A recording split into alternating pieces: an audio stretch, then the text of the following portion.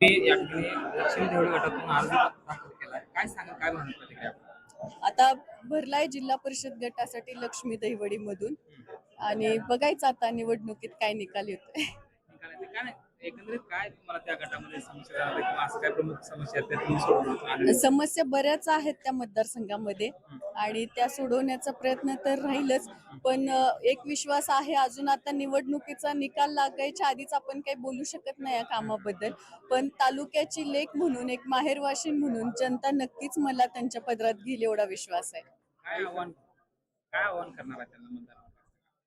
हेच की फक्त तुमच्यासाठी सदैव कार्यरत राहीन. ऑलरेडी ढोबळे परिवार गेली 40 वर्ष जनतेच्या कामासाठी कटिबद्ध आहे, सेवेसाठी कटिबद्ध आहे आणि या तालुक्यात काम आहे भरपूर. तोच कामाचा वारसा पुढे चालू ठेवण्याचा प्रयत्न करेन. अजेंडा काय घेतलाय साहेब? काय अजेंडा काय घेतलाय या निवडणुकीचा? जी काही विकास कामं प्रलंबित आहेत ती पूर्ण करण्याचं. उदाहरणार्थ कुठली कुठली काम आहेत काय? बऱ्याचशा ठिकाणी रस्त्याच्या पाण्याच्या अडचणी आहेत.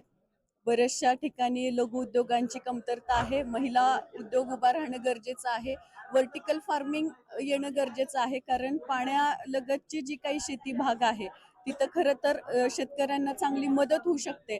पण केवळ त्यांना योग्य मार्गदर्शन नसल्यामुळं आपला शेतकरी बांधव मागे राहिलेला आहे. त्याच्यामुळे त्यांना जास्तीत जास्त प्रगत शेतीकडे नेण्याचा माझा उद्देश असेल. शेवटचा प्रश्न लक्ष्मी देवड जिल्हा परिषद गटाने तुम्ही अर्ज भरलेला आहे. तो गट आमदार समाधान आमदारेंचा बालेकिल्ला मानला जातो.